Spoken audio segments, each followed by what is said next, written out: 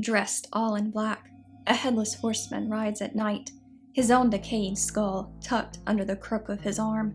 If you see him coming, there's a good chance it could spell your doom. This image has been popular in folklore for centuries, but there is even more to this creature than meets the eye. Let's talk about the dullahan. So in order to understand the dullahan, first we have to know just what he is.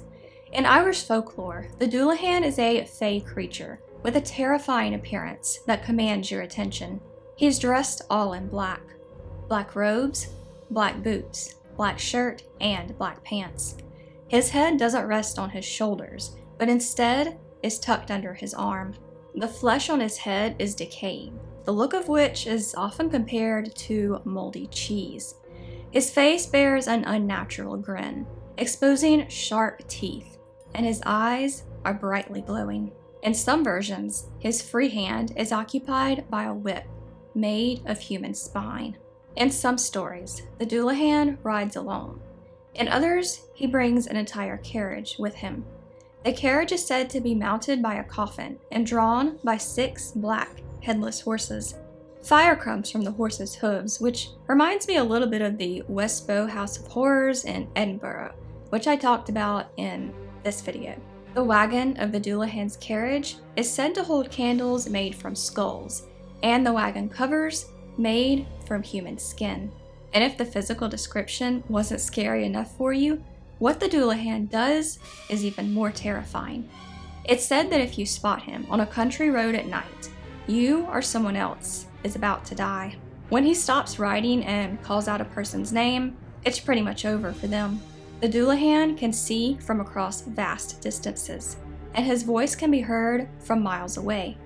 If you see him when he's there for someone else, he might cause you to go blind, and if he knocks on your door and you open it for him, be prepared to have a bucket full of blood thrown in your face. However, even a creature as terrifying as the dullahan is not without his weaknesses. He's said to be terrified of gold. Even one small piece can repel him. He almost always appears at night, in small towns or cities off the beaten path, so to speak. So if you live in a larger or densely populated area, you might not have to worry about running into him at all. So where did the dullahan legends come from? Like a lot of mythical creatures, it's almost impossible to say for sure. According to the Irish Times, he's thought to be derived from Crom Dubh, a fertility god who demanded sacrifice in the form of decapitation. Once Christianity came to Ireland, people stopped worshipping this god, and he got so angry that he started roaming the roads, calling out the names of people who were supposed to die. Another story is that he was a soldier decapitated in battle. According to the website Celtic Heritage, early Celts believed that the head was the seat of the soul, and soldiers would often take their slain enemies' heads as trophies. Other sources said the Celts believed that a person who possessed a disembodied head could control that person's spirit. After being beheaded, the dullahan became a ghost, wandering around searching for his head, so upset about his death that he brought others to the afterlife with him. There's also a headless horseman of sorts in the famous poem Sir Gawain and the Green Knight. In the poem, on New Year's Eve, the titular Green Knight arrives at King Arthur's court and says anyone can take a swing at him with an axe, as long as he can come back in a year and return the favor. Our protagonist, Sir Gawain, hacks off the Green Knight's head, and the Green Knight vows to come back the next year. This poem is thought to have been inspired by an 8th century story called Bricriu's Feast. There's a similar sort of bargain going on in that one, though it's with a giant instead of a knight. Regardless of its origins, the dullahan and general headless horsemen have popped up quite a bit in pop culture. The Brothers Grimm story, The Wild Huntsman, features an immortal huntsman cursed to ride eternally, though he's not headless. They've also shown up in a lot of video games, including Assassin's Creed Valhalla and one of my personal favorites, Skyrim. The headless horseman in that game doesn't really do much. You can find him and he'll lead you to a certain area, or if he's there already, he'll lead you to a chest filled with loot. He's also pretty rare. In my 600 or so hours of play, I've seen him maybe twice. But maybe the most famous iteration of a headless horseman is that in the short story The Legend of Sleepy Hollow. In that one, the horseman is thought to be the ghost of a soldier who lost his head in battle during the Revolutionary War. So why is the dullahan scary? I think in this case it's pretty easy to see why. He's not only incredibly grotesque and intimidating, but he represents the near universal fear of death. But I want to dig a little bit deeper. What is it about this creature that continues to fascinate us? One point is what he does, or rather, what he doesn't do. Unlike a lot of creatures I've covered on this channel, there's really no bargaining with him. Other than carrying gold, there aren't really any ways to get away from him at all, and even that one is a problem. For starters, the gold is said in a lot of traditions to only be a temporary respite. And even if you do get him away from you permanently, what if you mess with the cosmic order of things? Anyone who's seen a Final Destination movie knows how bad of an idea it can be to cheat death, something that eventually comes for us all. And despite all of this, he's not a particularly cruel creature.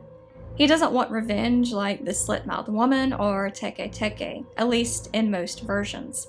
As stated by the website irishfolklore.com, the dullahan does not frighten because he hates the living. He frightens because he does not need to hate them at all. So now I want to pivot a little bit and talk about his few weaknesses. The dullahan is largely associated with night and darkness. He appears at night on quiet roads in small towns. He's dressed all in black, and even his horses are black. I find both of these things interesting since people die at all times of the day and in all different places. Maybe both of these things sprung up from our fear of the dark and isolation. They could also be a cautionary tale about being out after dark when it's more dangerous. And what about his fear of gold? Why on earth would something like this repel any creature, especially one as frightening as the dullahan? According to the irishplace.com, during the period when the story of the dullahan was most popular in Ireland, families were likely to possess gold. As such, they were told to use their gold to frighten him if he called upon their house. Did the idea that he's afraid of gold come from the fact that a lot of people had it? Were they trying to find an easy way to ward him off?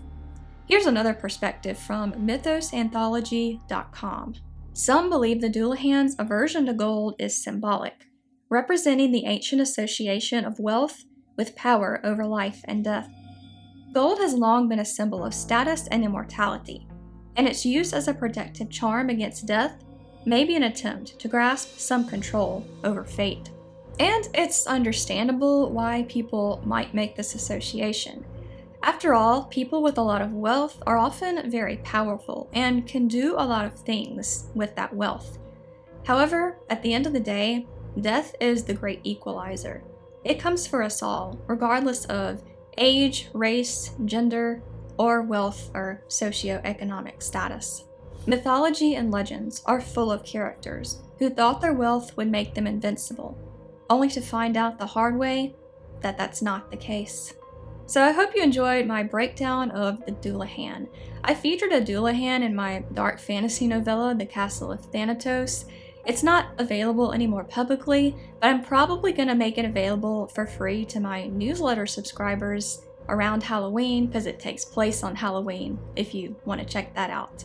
And if you enjoyed this horror breakdown and want something longer, you can check out all of my books in the description below. Thanks for watching and have a creepy day.